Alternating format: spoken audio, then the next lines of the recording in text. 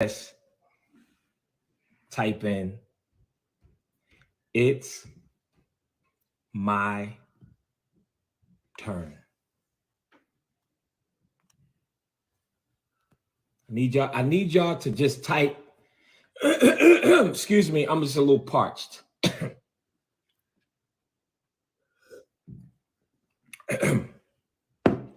So much singing.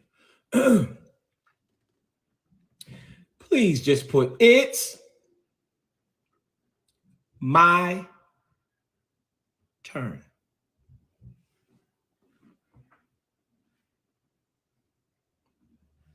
I need everybody to please just put, it's my turn. We all get a turn.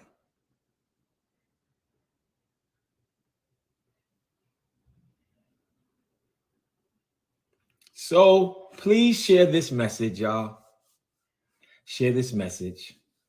I have a few housekeeping things that I have to take care of, because after I came on and spoke about what I was going to do at 7 o'clock, Mr. Reed went into panic and defense mode. He went into straight panic and defense mode. And they started to try to do damage control. You can't control the truth at all. So I need to take care of some things, some housekeeping things, okay, before we get going.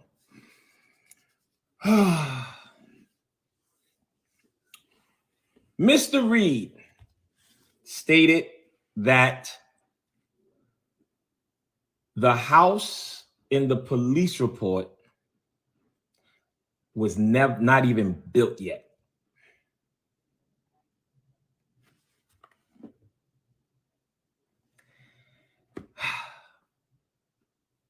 How in the world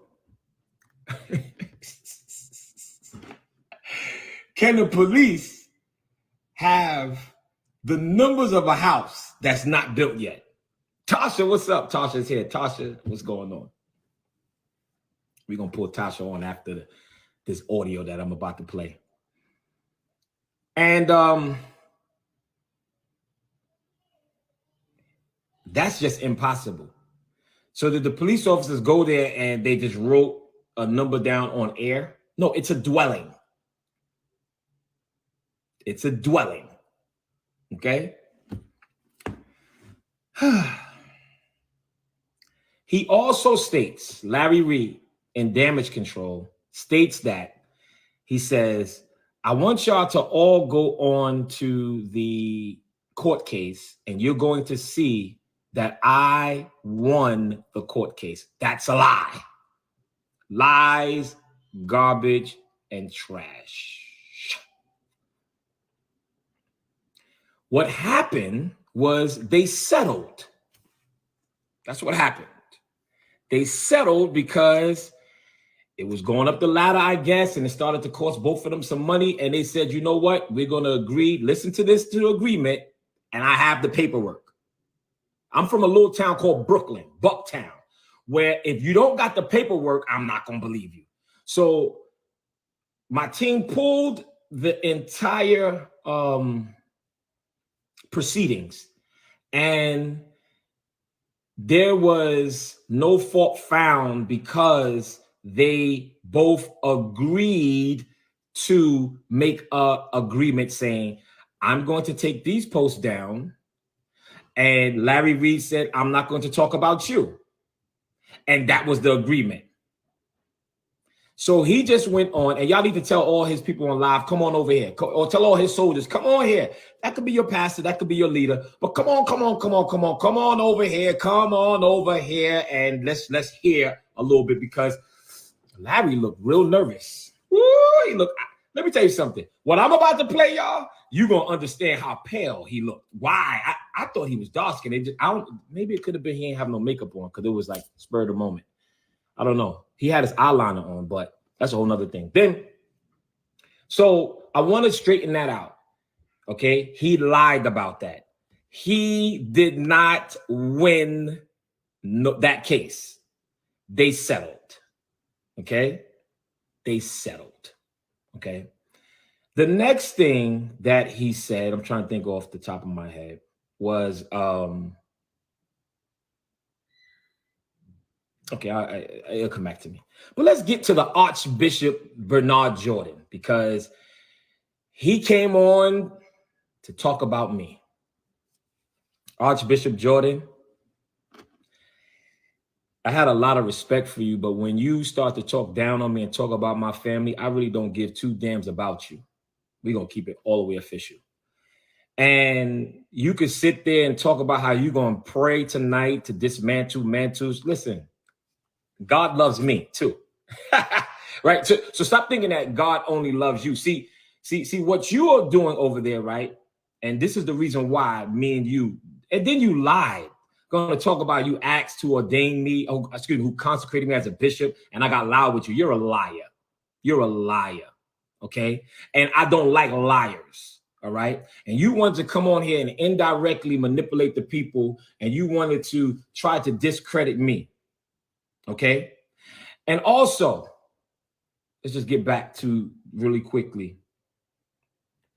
Let me just shift back to the police report, and let me shift back to Larry Reed stating that house. Let me go to the paperwork. That house 3216, and the street name is Olustee Drive. Larry Reed said it wasn't built, right? Larry Reed said it wasn't built. The house was built in 2006 as per tax records.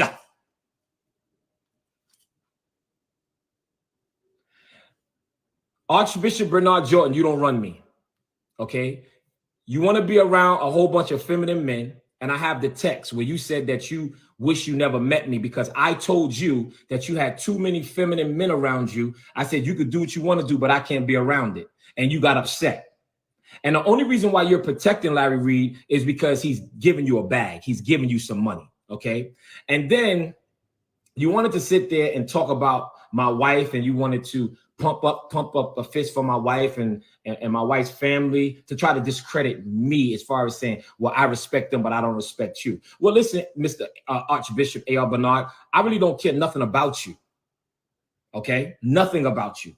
And then you said I had a problem with you getting manicures and pedicures. I never said I had a problem with you. You do what you want to do. What I said was, I'm not going to be sitting next to you getting no manicure because you, oh, Bishop, come on over here. And at the end of the day, you want to talk about that I was in your house. You invited me. And guess what? You came to my house too. Yeah, my mansion. And not only that, let's talk about it, Mr. A.R. Bernard, because at the end of the day, you ain't start dressing like that until you saw me. You ain't getting no chain like this. Well, yours is a little smaller until you seen me. Let's talk about it. All y'all got to do is go back. Okay. And then you came over my house because Louis Vuitton came to my house and did a special sale in my house. The whole Louis Vuitton came there with a trailer. And then you went back to the store and asked them, can they come to your house? And they told you, no, Mr. Archbishop A.R. Bernard. So let's keep it all the way real. And we're not going to talk about how your driver, I want to talk about this, how your driver, yeah, the one that drives you around, is running to the mall soliciting boys, okay? Soliciting boys because the people in the malls told me that your driver is a homosexual. So we could get real crazy if you want to get crazy, Mr. Archbishop A.R. Bernard. And nobody's scared of you at all. Listen, y'all church Negroes, y'all do y'all. I'm going to do me. I love God because I love God. None of y'all, none of you, I'm scared of. Not one of you. I don't need you, and you can't buy me, okay? And Archbishop, okay, let me tell you this, right? You tell everybody to sign up for your ministry, and then you have 1,000 prophets calling, talking about here's a prophecy from the Lord. It ain't all that prophecy in the world. God is not talking like that. And then everything is donation, donation, donation, donation, donation, donation, donation, donation, seed, seed, seed, donation, donation, seed, seed, seed, donation, donation. Like, come on. Like, come on. Okay, let's talk about it. So him and his wife came on to sit there and pretty much defend, listen to this, defend Larry Reed. And then Archbishop Jordan called me a skunk. Oh, he's the one that's going to stink things up. And don't worry about it. He's just trying to bring problems to you, Larry Reed. How am I trying to bring problems to you? You the one that made jokes about my church being robbed, and you made a joke about a guy putting a gun in my 8-month-old baby. You was the ones that started with me. And Archbishop A.R. Bernard, where were you to tell your mentee to stop talking about people in the church? No, y'all mad that I ain't playing with you. You mad that y'all got a person that's 10 toes down, and I ain't scared of you. Okay? So Archbishop A.R. Bernard, with all due respect, you could go to hell. Straight like that. Okay? And you can go to whatever mantle you want to go to in heaven, because I can go to the same mantle. God said that he is no respecter of person, period, and point blank, because you got a lot of scandals with you too, A.R. Bernard. And the church world, no, 10 toes down.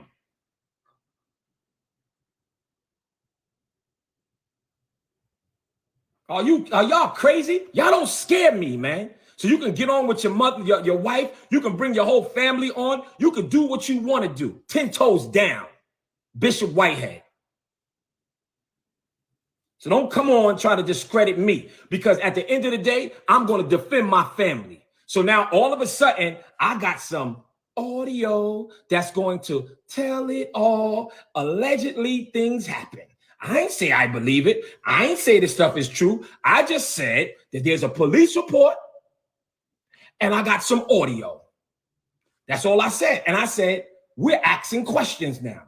Is this true or is it not? Period. If he could do it to everybody else, why all of a sudden now I'm bad? No. I ain't no punk nor sucker. 10 toes down. And Archbishop Jordan, you should be ashamed of yourself how you want to come step up for a man that tear down churches, but yet you don't step up for nobody else. Are y'all crazy? Are you crazy? You can't be serious. You cannot be serious. So are y'all ready for the audio? If you ready for the audio, throw some flames up. I need y'all to throw some fire up. Throw some fire up. And then Lil Richie, Lil Job gonna talk about, I asked him to get into the ring. Man, nobody thinking about you. I told Larry Reed, let's get into the boxing ring. You got so much to say about me and my family. Let's get into the boxing ring. Nobody's talking about you, Lil Larry. Lil Job. No, Lil Larry. Yes, your name, Lil Larry. Ain't nobody talking about you. Okay. 10 toes down. Okay. So if y'all ready put some flames up. I need some flames. I need some flames. All right. Is there anything else that I need to know that I need to say before I go into this audio? Oh, it's some audio. Oh, it's some audio. Then they want to talk about, oh, this is no. We don't want to hear it. We want to hear it. We want to hear it. We want to hear it. Let me just make sure. Okay. Bam, bam, bam, bam. Okay. And I'm going to post the tax records. I need some audio, y'all. Some flames, y'all. I need some flames. I need some flames. I need some flames. I need some flames. I need some flames. All right, y'all. Listen. I got my lemonade.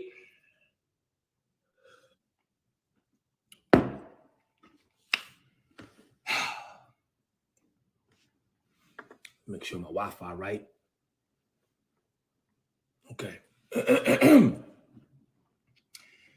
So I posted, just to recap, that there is an open investigation in Raleigh, North Carolina, because of a sex offense, forcible fondling in a home that's deeded to Larry Reed.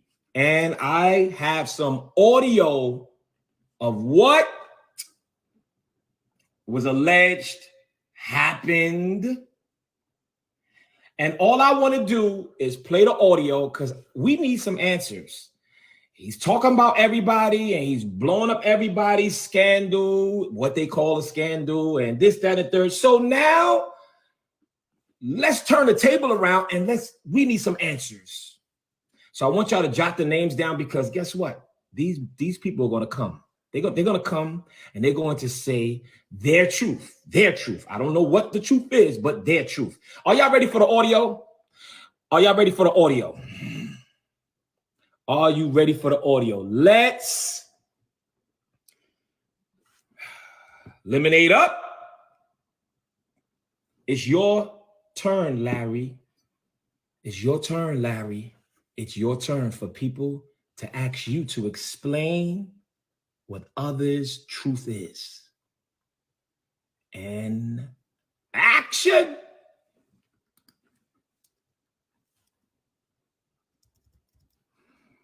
Oh, come on 1 second. Hold up. My Wi-Fi acted up. Hold on, my Wi-Fi acted up. Let me start this thing over. My Wi-Fi was just tricky a little bit. Oh Lord, oh Lord. I just want to see if y'all was ready. Hold on, let me get back to this.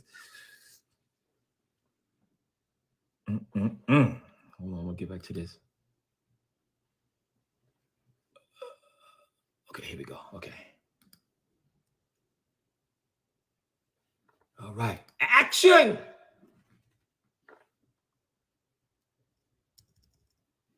You was okay and in a safe space. That's all. Yeah, I'm good. I'm actually going to talk to you while I'm still in my car because I'm not. So the person with the softer voice is the victim. All right, y'all. The person with the louder voice, is just, somebody there. All right. Here we go, y'all. So listen to the softer voice because this is the alleged victim of whatever was supposed to happen. And we need an explanation. Here we go. Back in North Carolina yet. That's fine. So I want to be mindful of who I'm talking around. So exactly. So I got your message and that you sent me with the pictures and who was in the house with you and everything. So of course I talked to your friend. He came on my show and told his story. And I want you to know I'm not going to ever reveal your identity. I never will. If somebody says I've done that, that's a lie, because I will never publicly speak your name ever. And I want you to know that.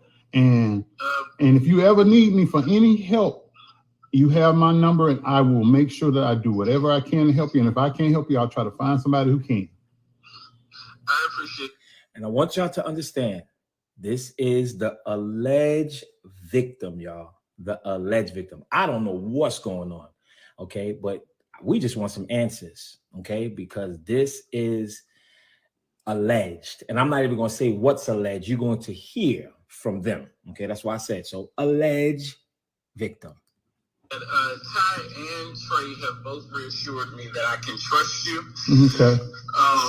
So I'm confident in that. The only thing I'm not ready to do right now is for my face to be revealed. Never. I will never do that regardless. That's why I talked Trey out of doing. I said, I don't want your face to be shown because I don't want you to be further injured telling your story. Yeah, my whole thing, like I shared with them, the people that were a part of our church, the people that are close to us, they're going to know that it's us just by our voice. Mm-hmm. And for the people who don't believe us, I'm not worried about them. I'm not worried about them either. I want you to just have your story told. Do you want to come on and tell your story and I'll black your face out like I did the two of them? Or how do you want to do it? Let's move a little faster, y'all. Let's move here. Really detailed and hard. Nobody's around. I'm in my car. All right. Nobody's so around. I'm actually parked at a park. Nobody's around. Good. So the story I got was that 5 years before you these things started happening, what Larry did to you, you had not been with anybody intimately, and that Larry violated you, and then a year or so afterwards, you got tested and you were HIV positive, and then you went. Correct. And then you went to, you confided in Javer. Javer went back and confronted Larry. Larry started denying it. And Larry went out and got some bogus test results and was passing it around saying, see, I ain't got nothing. This boy is accusing me of something. And I didn't do it, And Javer supposedly said, well, why are you passing this bogus test result around knowing that you were the only person he was with? And that's the story I got. That is correct. At that time, Javer said he was not going to say anything. Mm-hmm. What he did mention was he said, I'm going to tell Apostle Reed that he needs to talk to you. Mm-hmm. That was all that he was supposed to say. Larry did call me, but the energy wasn't right. I'm real big on energy and discernment. That was off. Mm-hmm. So I did not have that initial conversation with him. Now, of course, now this was not just me going to the doctor to get tested. Mm-hmm. Because after Larry, I still was not having sex with anybody, but I had relocated and I had a new primary care. My primary care just wanted to do a yearly exam, do annual blood work to Mm-hmm. see, you know, if I had hypertension, blood, diabetes. Oh, let's just stop right here. Okay. I see some people saying that this case was thrown out. I would like to let you guys know that this case is allegedly still under investigation. So everybody that's saying it was thrown out, if it's still alleged to be still going forward, it cannot be thrown out. Okay. And so I don't know what you're talking about. Also, allegedly, there was also spoken that Larry Reed produced an HIV test from 2014, and this was way after 2014. So allegedly, this is what was going on, transpired, but you guys are going to hear everything right now. All that other type of stuff, because that runs in the family. Right. All of that came clear except for the HIV. Mm-hmm. So I had no idea that that was what was going on until that doctor's appointment. Mm-hmm. What I can say, and I would not say this publicly, but I would share this with you. Go ahead. Javer told me a few weeks ago Mm-hmm. that Quentin also has HIV. Whew. Oh God. And that he had also slept with Larry. Now, I don't know if he got it from Larry or what's the case, but I find it to be very ironic that two people that you slept with all of a sudden comes up with HIV. And who is Quentin? Okay. And I also want to let you guys know that this police report was sent over today. This police report was sent over from the police department today. I want to just let you guys know, because I know a lot of people are saying what they want to say. Police department sent this today as latest information on the incident. There was no closure of this case. All right. So everybody that think that it's closed. So it can't be closed and thrown out. I mean, it can't be open and thrown out. Okay. Just letting you know. Here we go. Minister, was he in the house living with y'all as well? He was not living with us. He is best friends with Jaber. He was visiting the church. Oh, okay. Now, at that time, Quentin had just started visiting before I got put out. So how long he stayed after I got put out, I do not know. Mm-hmm. And there's another guy, I believe his name is Phil Bryant or Philip Bryant. Yes, I tried to reach out to him. Comedian. Right. And he was also a part of the church. I feel like something happened between him and Larry, but I am not sure because he ended up at the church also after I was excommunicated. Right. Now I'm going to tell you about him. I'm going to fill you in on him. He moved back to Illinois to live with his mother because he didn't have a job or nothing. Now, all of a sudden, because I've been able to get in touch with a lady that he considers his spiritual mom, he has all of a sudden, with no job or no income coming in, he's got a new car and an apartment. That's what I was talking about last night on the show. And Larry has been driving around in the middle of the night trying to reach anybody he thinks I'm going to talk to. Like he came and got in contact with you, telling you that a preacher that he exposed has hired me to try to go after him and attack him and discredit him. He's been going around to people. He's offered people money. He offered a guy, I don't know if you're familiar with this guy's name, is Bostic. I do remember Bostic. I do remember having a conversation with Trey, Mm-hmm. and I was asking Trey, had he heard from him? Now, at the time, we was just having general conversation, Mm-hmm. but during that initial conversation with me and Trey, that's when he told me that Basket had reached out to him, Mm-hmm. but I never got any follow-up on what the conversation was about. Mm-hmm. But I had brought him up because I felt like something had happened to him as well. Mm-hmm. And I also knew from private conversations between Reed and Shamako that Basket had HIV, but I was not sure if he had got it from Reed. Right. Now, in the past couple of weeks while I was traveling down. Hold on. So, Tasha, I know Tasha, you here. Tasha, do you want to come up, Tasha? And I just mute you because once we finish this, it's gonna be a little more minutes. But you want to come up really quick now, because it's about to get a little sticky. So Tasha, if you want to come up with me right now, I'll put you on, and you just mute yourself. So therefore, you know, you can be a part of this as well. Tasha, where you at? Just request me, and I'll bring you up now. I'll bring you up now, so you could be acclimated already in, and you know. She said, "I have questions." Yeah, come on. I know you got questions, Tasha. So I'm gonna early. I'm gonna bring up early because it's about to get really, really touchy. It's gonna get really, really, really touchy. It's gonna get a little sticky. Wait. I need another bottle. Just wait.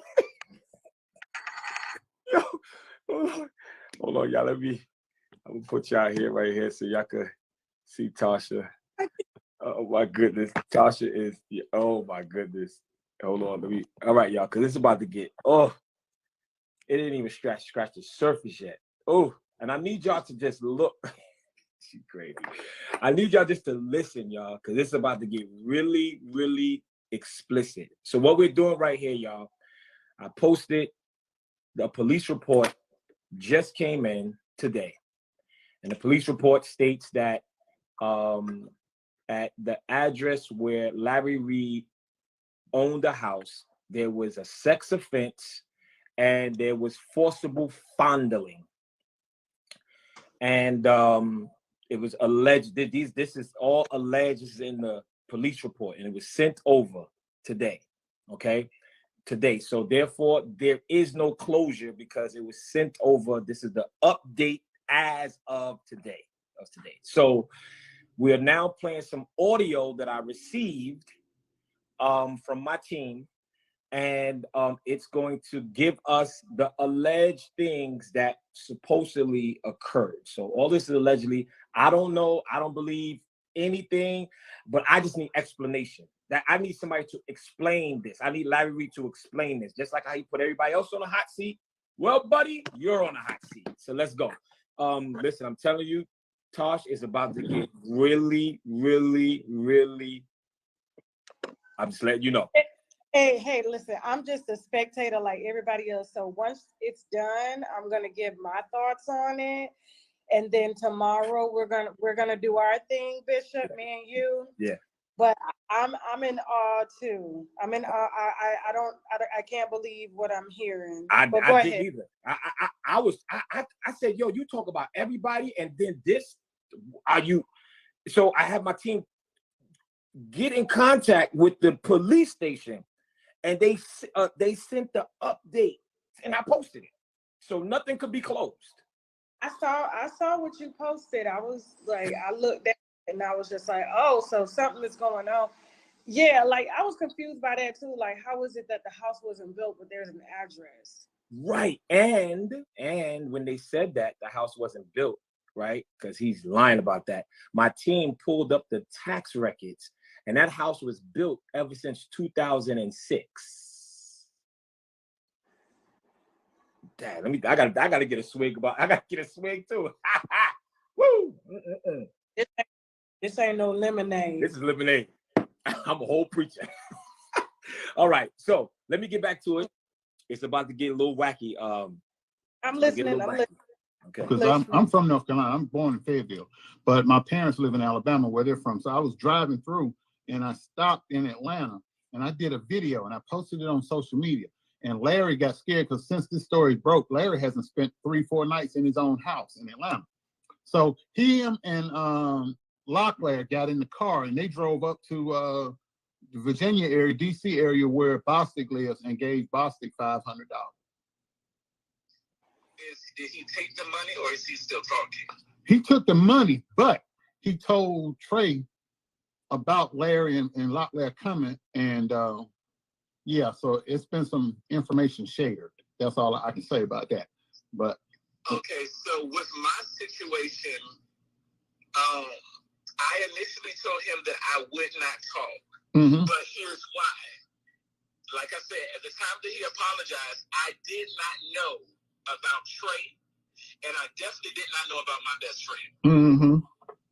And I was a little upset with Ty because the night that happened, I was in the house, but he never said anything to me. I understand now because I was extremely overprotective of the young people. And I probably would have tried to kill Reed in his sleep. So I understand why he did not tell me now. But yeah, I told Reed that I was not going to say anything because I really felt like I was the only one. Now, to hear their stories and to know that there are other people that probably isn't saying anything, I feel like now I will say something, but I do not at this time want to discuss my health with the general public. I got you. That's totally off limits. We'll keep that off the show. I just want you to talk about what. And just to let y'all know that the young person that's allegedly saying all this stuff happened, they give clearance for this to be done. So we're not hurting anybody. Wait. You have you're in contact with the team is in contact with the person. So, but don't worry about it, Tasha, because I'm just gonna kindly give all that to you and you do your thing. Yeah. Me? Yes. Oh Lord, Jesus have mercy. Yeah. Let's get back to it. To you. I want you to tell your story. You do not have to mention that. And I will not press you about that. I will not even ask you about that. I will not allow anybody else to ask you about that. You have my word on it. Okay, so initially, because there were several families. Now, unlike Levon, Trey, and Tyshawn, my family did not belong to that church. Back in 2009, I had relocated to Waco, Texas. Right. And in Texas, I was a part of a church called Shekinah Empowerment Center. That pastor was the spiritual son of Apostle Larry Reed. Okay? So we came to North Carolina. I believe it was the summer of 2009. And basically, we were there for the summit, which is like Holy Convocation, okay? And that's when all the churches that was under spiritual breakthrough would come, and we would just have one big service for like 3 days. In that service, Reed basically prophesied that the Texas church was to relocate to North Carolina for spiritual training, and after that training was done, we would be sent back out as a church. So, a few months after that, I believe that turns over into 2010. Right. Me, along with several other families from that church, along with our pastor, his name is Corey Neal. Oh, wow. That name, yeah, I know that name. His name was Pastor Corey Neal. We all relocated to North Carolina. Okay. Now, Pastor Neal had already made some arrangements. He told us we had a nice house or whatever, because all of us would be in one house. Now, that house, I believe the address was 2900 Benjamin Hill Circle. Or it's Benjamin something Circle. Anyway, that house that we moved into was a 2-bedroom, 1-bath house that belonged to Vincent Hill. Right. Okay. We were there for a few months. All of a sudden, our pastor, Corey Neal, disappeared. So I said all that to say that this, by default, I ended up as a member of Breakthrough Temple because our pastor disappeared and basically neglected the members of the Texas church. Wow. So because we moved there because, quote unquote, God said, even though our pastor disappeared, we remained at the church. Okay, so A few months after that, I had went to read in confidence to discuss some things that had happened in my childhood that I had never shared with none of my pastors, with the exception of one. Mm-hmm. Now, that pastor was a bishop. He is now deceased. I will not bring up his name. Got you. But I didn't go far with that because eventually that pastor started to come on to me as well. So I ended the conversation. I didn't go into more details. Mm-hmm. I left that church. I remained silent for years. Mm-hmm. So being that Reed was a quote-unquote a licensed counselor. Mm-hmm. We know that's fake now. Who better to talk to than my pastor? Right. So I went with him. I basically disclosed to him that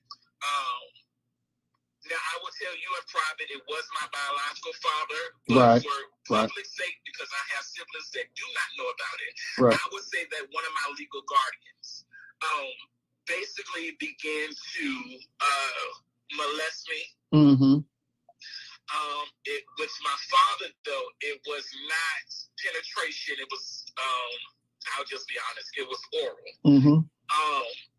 So I shared that with him. I also shared with him that when I relocated to Richmond, Virginia, one of my middle school classmates' father had raped me.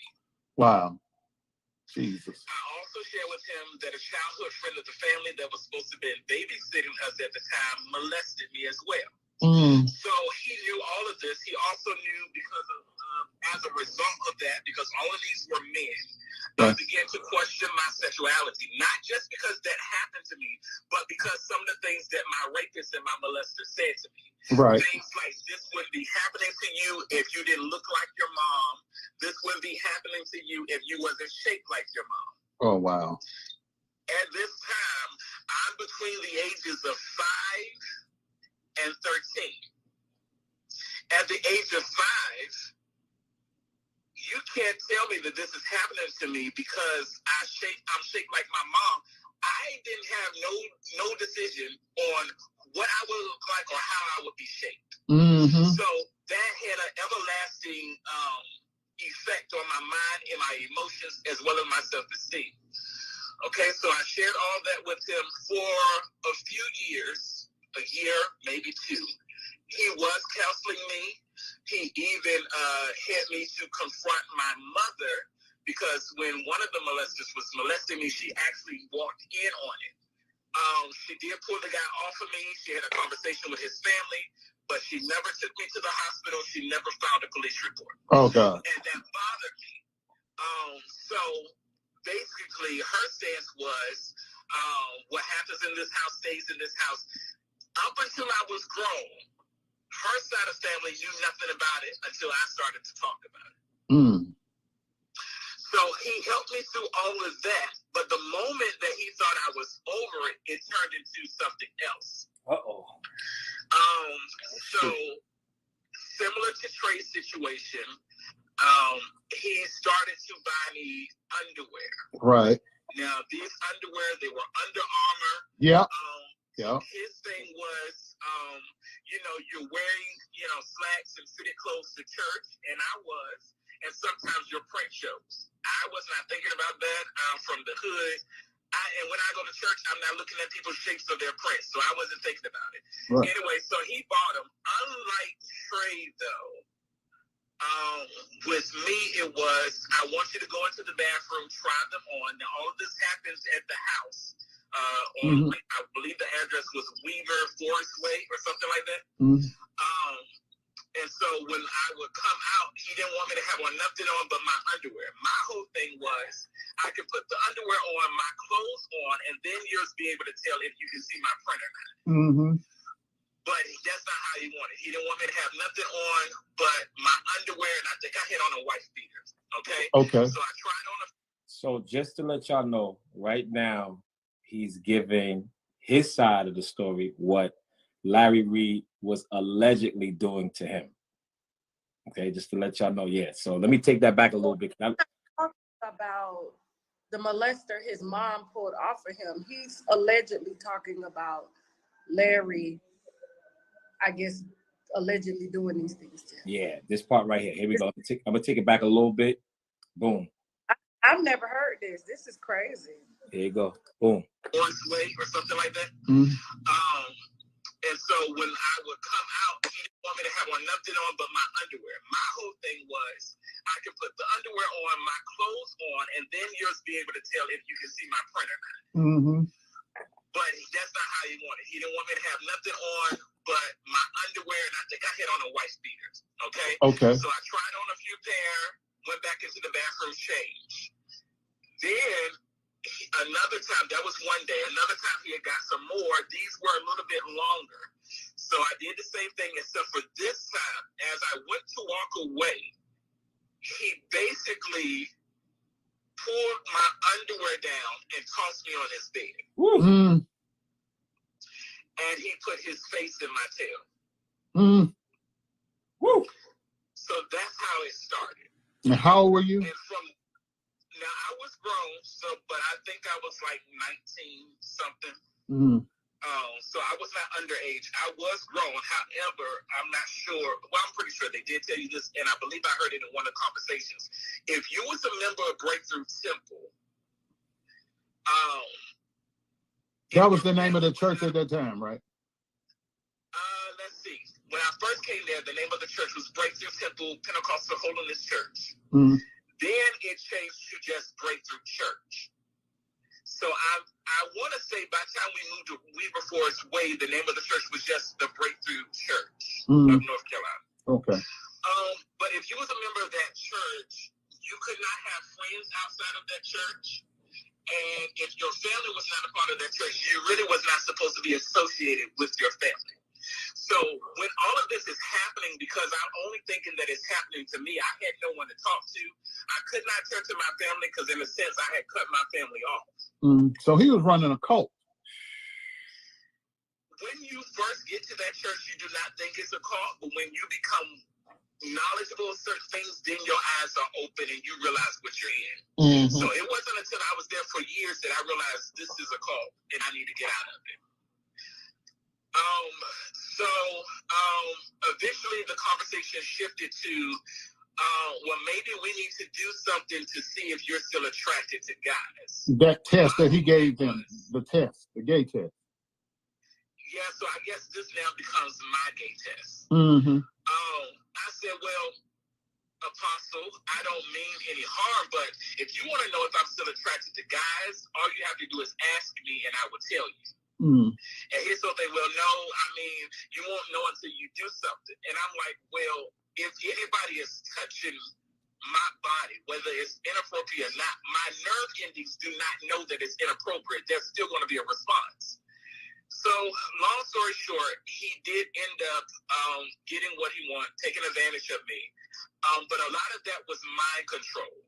It was times that he would go away. I believe it was TD Jakes' conference for leaders. And he would say things like, well, you know, I'm about to go out of town for a few days and you don't want me having sex with anybody that's not, you know, that's not going to cover me and have the potential to expose me. You don't want your leader exposed, do you? And he don't even like Bishop Jakes now. He talks about Bishop Jakes bad. Yeah, and even though I was not attracted to Reed, and even though I did not want to do it, I fell victim to that manipulation and control. So he did get what he wanted out of the deal. He went all the way. However, it was only 2 times. That third time, I said, hey, we need to have a conversation with your wife. Because what I felt like is she was away stationed in Louisiana, and he used to say stupid stuff like, yeah, every time she get to acting crazy, God got to send her away. Meaning that it was God that had her relocated to Louisiana for the military. Anyway, what I felt like is that he wanted me to play the wife role at home while his wife was away. I did not like that. Also with Trey, sometimes outside of his bedroom, he would come behind me in the kitchen and feel on me.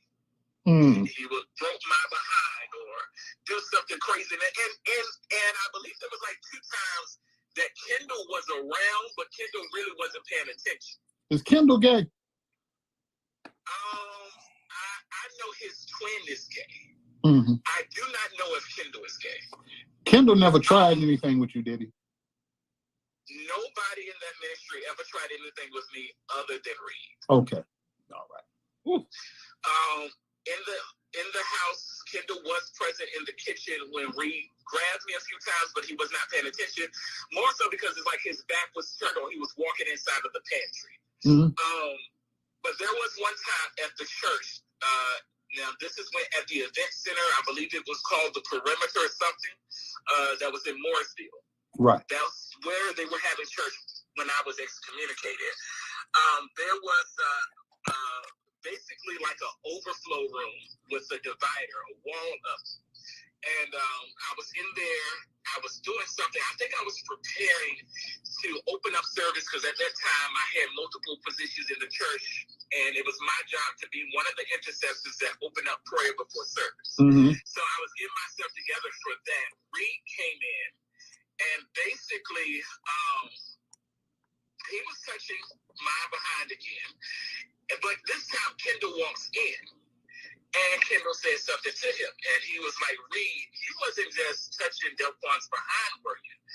And he said, no, I was just fixing his shirt. His shirt was sucked down, da-da-da-da-da. And Kendall said, well, that's not what it looks like. Now, that's the only time that I believe somebody saw him actually doing something to me. Let me backtrack a little bit. After I told him we needed to have a conversation with his wife, he basically no longer wanted me around.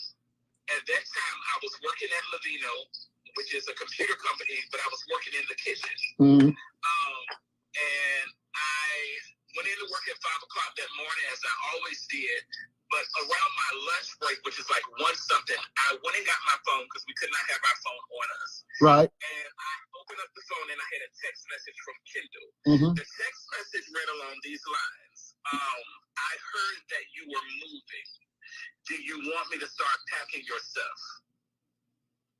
They put you out the house and out the church the same day. The same day. But up until that text message from Kendall, I did not know that I was being excommunicated. Wow. I knew that Reed was upset with me because that text message came on a Monday. I knew he was upset with me because he made his last attempt on a Saturday. We had church the following day. Mm-hmm. But when I got up to lead prayer like I normally would, he snatched the mic from me and said, I don't need you today. Oh, wow. In front of the church. Now, I was not technically over the young people, but a lot of the young people in the church looked up to me because I was like the closest in age to them. And they actually saw me being an example as far as how to carry yourself as a young man in the church. Right. There was a situation when I was teaching at the school, and he did not have a staff of 30 people. He did not. Or however many people he said he had a staff of. He claimed he had 50 on the state paperwork. He had 50 employees and 30 students. No, there wasn't even 10 of us. It was me, it was Kendall, it was Missy Lane, it was Mr. Her husband, Mr. Charleston, and it was Mr. Nigel. Did I say Kendall? No. Yes, you did. Okay, yes, you did. Yes, you did, Kendall. Okay, so it was about 5 or 6 of us. Mm-hmm. Okay, to get extra help, we would have those that was high school students, like my best friend Tyshawn, and one of Locklear's sons, his older son, Devontae, to assist us. That's the one that's in jail now, right? No, that's Al Deshawn that's in jail. Okay. Devontae is in the military. He's doing good. Okay. So that's all we have. I lie to you not. I was going to school to be a teacher at the time. Mm-hmm. However, my payment from that school was $100 a month. Wow. Not a week, not a day. $100 a month, which is why I had to go out and get these other jobs. Now, before I started working at Lavino, I was working at Dollar Tree part-time. So I would teach during the day, and at night or in the evening, I would work at Dollar Tree until like 9 or 10 o'clock at night. Mm-hmm. So that's where my money was coming in because $100 wasn't cutting it, and I was told I only got paid $100 because I lived in Reed's house. I did not need any additional money. Wow. So eventually I got tired of that. There was a situation back then, I believe I was using AOL. So, remember instant messaging? Yes, sir. And I did not know that if anybody was in my contact list for AOL, that somebody sent me an instant message that anybody could see. So basically, Devontae, which is Nathan Locklear's oldest son, had sent me a message. And the message asked me, was I okay? I said, yes, I'm good. The next message was, are you really okay?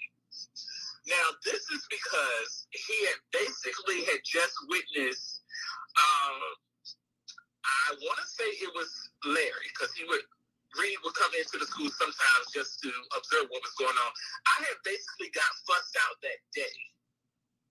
I can't remember exactly what it was for, but it had something to do with the young people. Primarily, I think they had an issue with the young people trusted me more, so they would share stuff with me. But because I had their trust, if it was not life-threatening, I would not go back and tell the leaders what was being discussed. It was not important. So I got fussed out about that, and my students and the teacher's aide saw that I was emotionally disturbed. So that's why he asked me, was I okay? Was I really okay? Right. I never shared with this boy the details of that conversation, never did. However, Vincent saw that, and he contacted me. I believe he contacted Nathan, and he said something to Larry Reed. Basically saying I shouldn't be having inappropriate conversations with the kids, But like I said, I never shared with the kids what was happening to me in private. I was an adult. I know what it's like to be put in situations that forces a child to grow up sooner than what they should. So I never included the kids. Okay? As a result of that meeting, they tried to separate me from the kids. So during Sunday morning services, where Tyshawn and some of Locklear kids and some of the other kids, including my own godson, would sit next to me or near me in service, they would have me move. So that's where all of that stuff started to happen, where I realized that I was being treated different, and the kids noticed that as well. Now, when I came back to the house after getting the text message about me, basically, eventually Reed did text me. He said, hey, call your grandparents to have them come get you because you've been kicked out of the house and the church. I knew as a result of that, that also means I could no longer work at the school. When I got back to the house, nobody said anything to me. I think it was still during the day. So the women that lived there, they were not there. They were at work. Kendall didn't say anything to me. Vincent, I believe he was in his room. All right, y'all. So look, I'm going to play a little bit more of it, and then I'm going to stop. But this is the alleged young man that was stated allegedly by this young man that Larry Reed was running a cult, and he had sex with Larry Reed more than once, and he also alleged that Larry Reed gave him HIV. That's all what this guy's talking about. And the reason why I'm letting y'all hear the whole thing is so you can hear his truth. You can hear he's connecting everything, connecting everybody. And, I'm gonna make sure this audio is available, but I know how you guys feel. No bishop is supposed to be doing this, but at the end of the day, he shouldn't have started with me, and that's just what it is, period, point blank. So I'm going to finish playing this. I think it's like 10 more minutes of it, so we can hear his truth. And all of this is alleged. This is this guy's truth and what he says, but yet he's connecting the dots. And I guess, you guys need some explanation as to what's going on. So let me finish doing this. And why Tasha is drinking her drink. But he didn't say anything to me. Reed never said anything to me. Now, my grandparents lived like 2 hours away. So I could not get them to me quick enough. So I had an uncle that lived in Durham. My uncle drove to the house in Mooresville to come get me. He was the one that helped me load my stuff up into his small Mercedes and took me to meet my grandparents. A lot of my stuff I could not take with me, so I had to leave it at Reed's house. So yeah, and that one day, by way of text message, I lost my job as a teacher. I lost my job at Lavino, and I was excommunicated from the church. Jesus. All because I no longer wanted to allow him to do whatever he wanted to do to my body. Now, they did not tell the kids that I was excommunicated like they normally would. They lied, and I believe Vincent was the one that called Tyshawn, because out of all the kids, Tyshawn was the closest to me. I believe he called and told him that I decided to move back to Virginia with my family. Tyshawn was old enough to know that that was a lie. Locklear's oldest son was old enough to know it was a lie.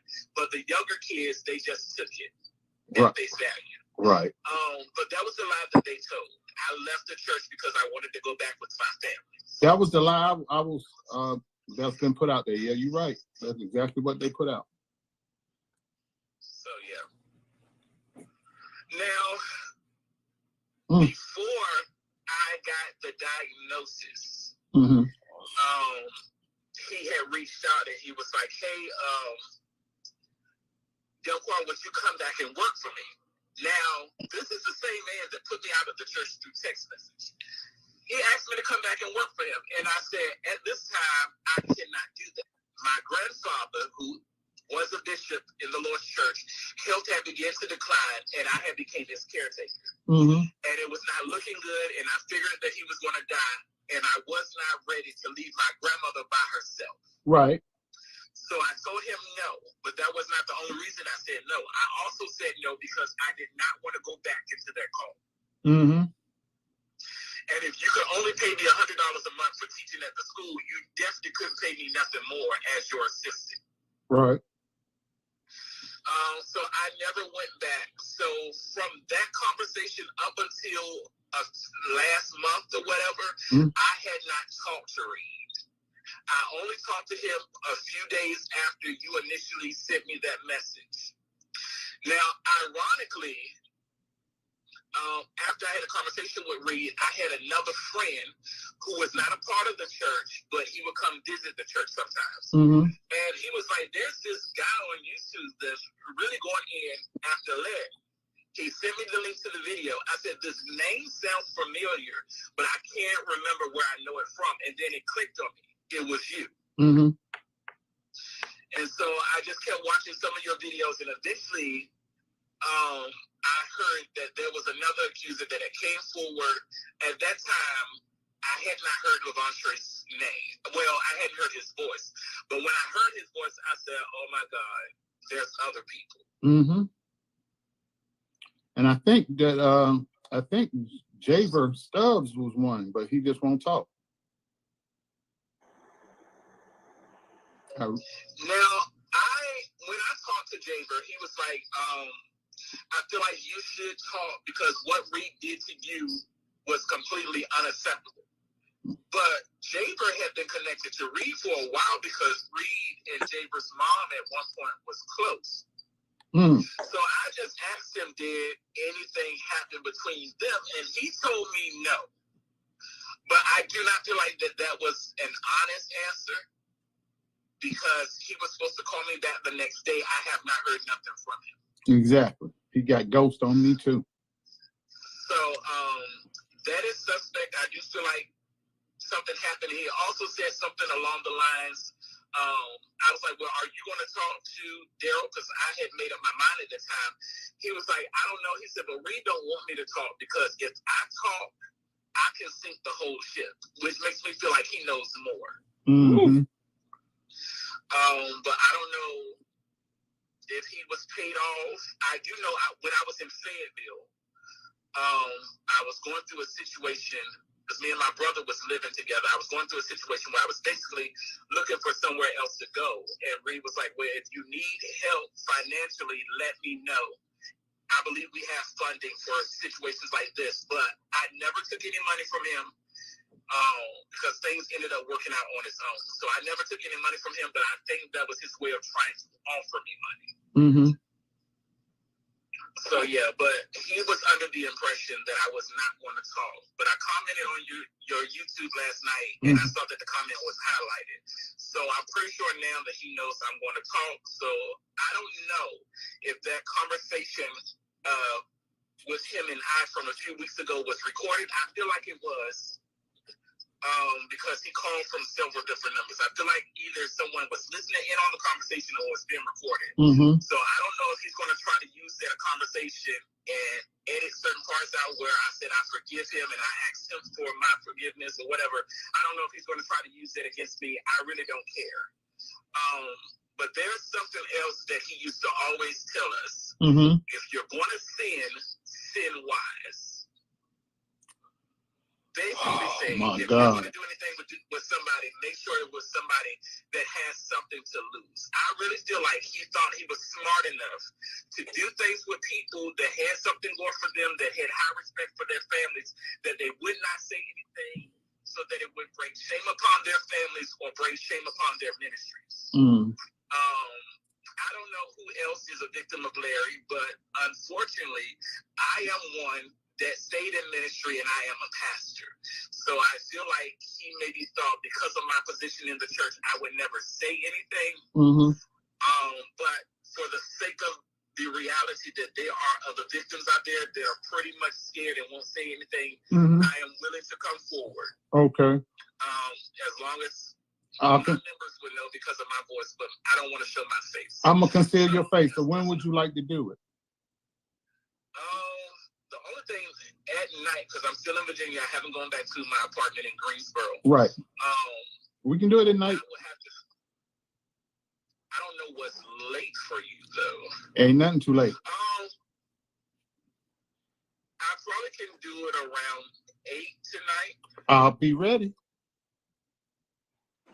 Yeah, I just don't know how long it would be, because I'm pretty sure I would have to take my grandmother to work. That's fine. She refused to retire. When she goes to work around 9:40ish or something like that. But yeah, I'm willing to come forward. You send me you send me your email, and I will send you the link so that you can log in, and I'll have your face concealed, and then we go from there. Okay. Now I gotta go ahead. I was gonna ask if you had any questions for me. Yeah, how did you come in contact with Jive? Okay, so Demario and I have been friends on social media for a while. For years, even before I connected to Reed's church. Really? Yeah, so we have been friends for a while. I'm friends with a lot of people that were in Church of God in Christ. Now, I think that Church of God in Christ kicked him out or something. They did. They did. I don't know all the details of that because Demario's not always straightforward. Yeah. But a few years after hold on one second. Hold on. So allegedly, and it's about to end, but allegedly, this young man said that Jive, the one that calls himself King Jive, is not truthful, not a truthful person, and he was allegedly kicked out of Kojak. So let's see if they keep going into why. Let's see what he has to say about Lil Jive. Okay, I'm back. A few years after what happened to me, when I became a little bit more confident on sharing it with people that I was close to, I shared it with Demario. Gotcha. And for a while, he kept it, he held it. And then, for some odd reason, something happened between him, Larry, and William McCray. And it started getting back. Hold up. This is where it's getting sticky. So now, allegedly, Jive knows that Larry was sleeping with this young man. And now they're bringing up, I think the guy name is Obnoxious, the guy Obnoxious TV that they call him. I think that's what they said. So let's take it back. I just want y'all to know, because I have more video that I'll be showing throughout the week, so you guys can see the whole narrative. I can care less that people talking about this is mixy or messy. He shouldn't have played with me. Don't play with my family. Don't send nobody to my church to disrupt my church. Now is your time on my platform to get questions asked. Here we go. And for a while, he kept it, he held it. And then, for some odd reason, something happened between him, Larry, and William McCray. Mm-hmm. And it started getting back to me that he was telling Reed, you know, I know you've been messing with guys before, and I got somebody that's willing to talk and all this other type of stuff. And I'm like, why, DeMario? I never said I would do an interview with DeMario. I said I would consider it. Mm-hmm.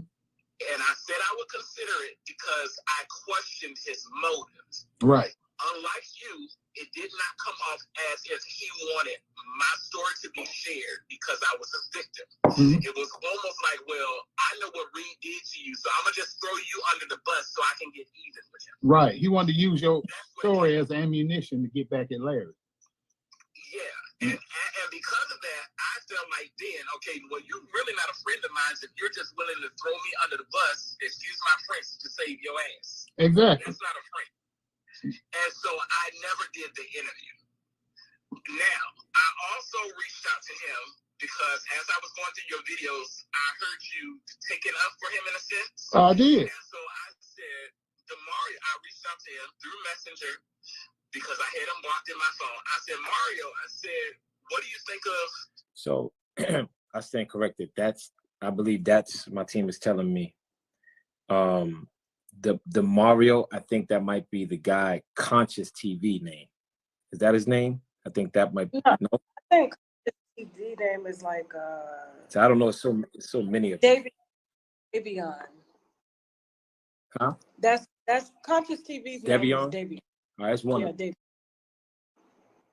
Oh, all right. So yeah, I think that was okay. All right, let's go. Let's finish. Daryl Moore, you know, he's reached out to me. He's asked me about Reed. Did you tell anyone else? He was like, no, I wouldn't dare put you out there like that, da-da-da-da-da. I said, well, I haven't made up my mind right now, but, you know, I'm a little hesitant with talking to him because I don't want my church to be destroyed. Right. And so in so many words, he was like, well, you know, even if you don't want to talk to Daryl, you and I can do an interview. Still trying to get you to do an interview, but that's absolutely not going to happen with me and DeMario because I feel like my trust was violated. Mm-hmm. Has Larry threatened you?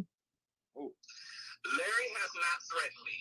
Now, after I heard Trey's voice, and I knew it was LeVon Trey, I blocked Reed on everything. I was willing to forgive and move on. But of course, that was under the assumption that I was the only one. Right. But the moment I found out there were others, and this was still happening after I got put out of the church, we have nothing else to discuss because you are a predator. Yes, he is. Ooh. Yes, he is. So I have not talked to him. He has not been able to reach me on any social media or my cell phone. Once I realized that LeVon Trey was one of those people. So nobody attached to him has tried to bother you either? Everybody is blocked, including Shamako. Good. Vincent is blocked as well. I don't have a problem with Vincent. Vincent was very good. I did that only run in when he had that meeting because of the messages that he saw, instant messages. That was my only issue with him. He has never came on to me. He has never been disrespectful. He even taught me how to drive. So I have nothing against Vincent. Right. Whatsoever. I don't too much care for Kendall because Kendall is a yes man. He is very book smart, but he has no street knowledge. None whatsoever. Yeah. So text me your email and I'm going to send you the link to the show tonight. And you said you'll be available at 9 or is it or 9:30? She will probably be ready to leave the house around 9:30, so I'll be available at 8. Okay, so we'll do it before you take it. Yeah, because she'll be asleep, so I can go somewhere, Right. like, get in the car or something, or whatever, and have the conversation. How long does it take you to drive her to work? So I'm just trying to time it out so I know. Okay, if I have to take her to work, she don't have to be at work till 10, but she normally leave around 9:35. Okay, well, we'll be finished long before then. Yeah, so it only takes like 12 minutes, 6 minutes going there, 6 minutes coming back. Okay, good deal. So I'm gonna send you the link. You text me your email, and I'm gonna email you the link. Then it'll show you how to log in. You cut your camera off so your face is not showing, and whatever name you want to appear, like they've been using, Protect Black Men or whatever you decide to put up there, Bible passage, whatever you want. Your face will be concealed and your name will be concealed. Okay, I will not discuss my health. No, that's off limits. That's off limits. That's off limits. That's off limits. That's off limits. I'm not. When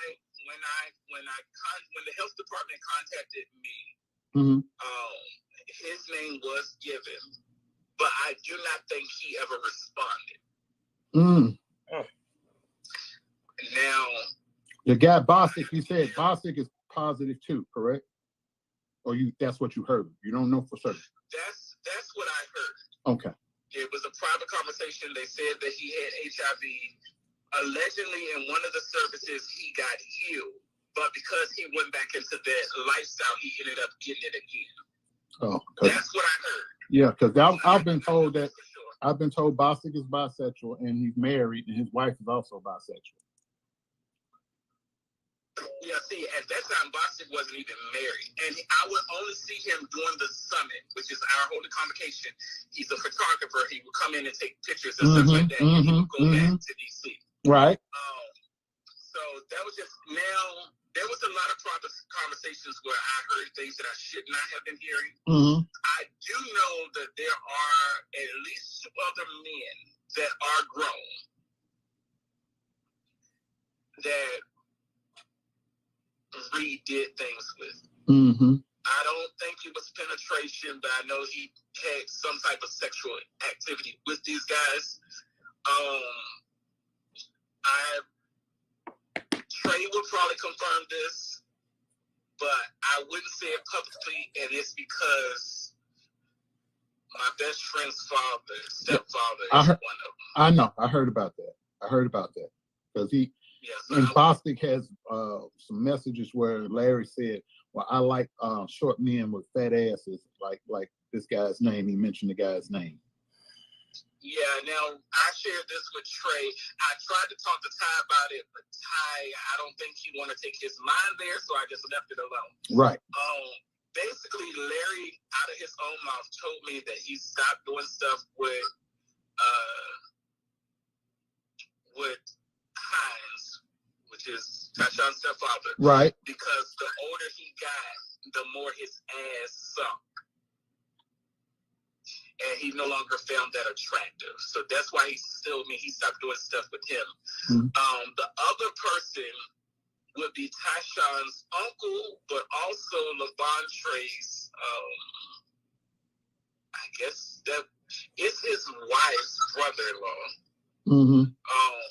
That guy, he has a substance abuse issue. And this conversation happened in the apartment. I don't remember the address to the apartment that we had in Nightdale, but Reed was basically telling me that sometimes this guy would come over and just from conversations, he would get an erection. The guy would get an erection and basically would ejaculate or whatever. So that's what makes me think he did something with that guy as well. Looking back, I feel like those conversations in the apartment was like testing to see how I would respond to the conversations, trying to prepare me for what would happen when we moved into the house. But then I did not see it as that. Okay. So, alrighty. But Reed has a history of basically excommunicating anybody that questions his authority. Or doesn't like what he's been done. I feel like the reason why the school got shut down, not necessarily because of the lack of funds, but because one of the other guys who was a Johnson, He was from the London church. One of the London churches moved to Raleigh. Mm-hmm. They were promised to be paid a certain amount of money for working for the church. It did not happen. His wife was pregnant. He asked Reed, could he go back to London, to the UK, to work his old job and send money back to the States for his family for a few months? Reed didn't like it, so he purchased tickets for all the members of the family, including their dog, and shipped them back to the UK. Mm. All because this man wanted to make provision for his family. And he was an IT guy, correct? He specialized in IT, correct? Yes, he did. I remember that guy. He was also one of the principals of the school. I remember that person. I forget his name, but I remember hearing mention of him. Nigel Johnson. That's him. That's him. That's the one. I have not talked to Nigel in a while. I recently reached out to him because his wife died. Mm. But their son, which Nigel was not his father, his stepson, Jaden Richardson. At one point, he lived with us as well inside of that apartment. But since they were excommunicated from that church, I have not been able to locate him. Mm. And I wanted to locate him because Reed had a problem with him being close to me as well. I don't know if that was him being overprotective because he felt like somebody would. Woo!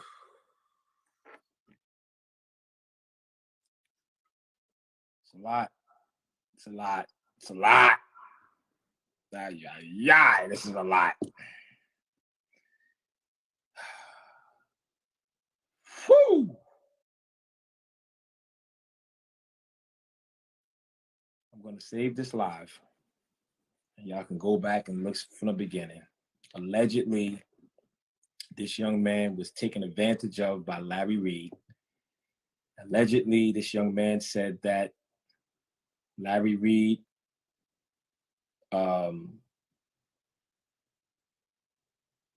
allegedly, it's just a lot. This young man has HIV. Larry Reed allegedly was sexually with this man and allegedly took advantage of him. So I don't know. Larry Reed, we need answers. And y'all keep talking about this stuff was settled out of court. Show me the paperwork. Because the paperwork that we got, it's not settled. I have more more audio, and we're gonna get deeper. We're gonna get deeper. I told Larry Reed, leave me and my family alone. You wanna act crazy? So I'll be continuously posting things. And I want y'all to look at Larry Reed's page and understand how he has been destroying the church. And nobody has shot back like Bishop Whitehead. And I'm standing 10 toes down. I have more audio that I will be playing. Follow me, click my notifications. Tasha is in Africa. That's why her Wi-Fi keep going crazy. All right.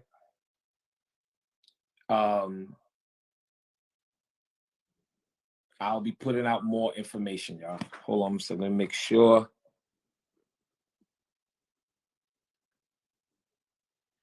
All right, so let's make sure I'm correct. 1, 2, 1, 2. So DeMarcos was King Jive. I don't know these guys, and I think they was talking about a guy named Conscious TV. I don't know. Allegedly, y'all can go. I ain't got time for all that. Larry Reed allegedly admits on his live having consensual activities with this man. That man that was right there. He said, "This is advance of my life." So, if this man is saying that he has HIV, and Larry Reed allegedly just got through admitting to having consensual activities with this man, allegedly, that's what they say his live is saying, then We just need some explanations. That's it. And for the people that say we don't care, why are you on my page? And the reason why I'm doing this is because Larry Reed has tried to destroy the church single-handedly. And he has laughed and mocked the robbery of my church. And it will never happen again. Archbishop Bernard Jordan, back up off me, because I ain't got time to play with you or nobody else. All right? And that's just what it is. Period, point blank. You could never be my covering. You too weak-minded and you're a manipulator. All right, y'all. I'll be talking to y'all later on. Watch my my stories. Click like, click notification, click all that good stuff. Love you guys. I'm gone. We need to ask Larry Reed some questions.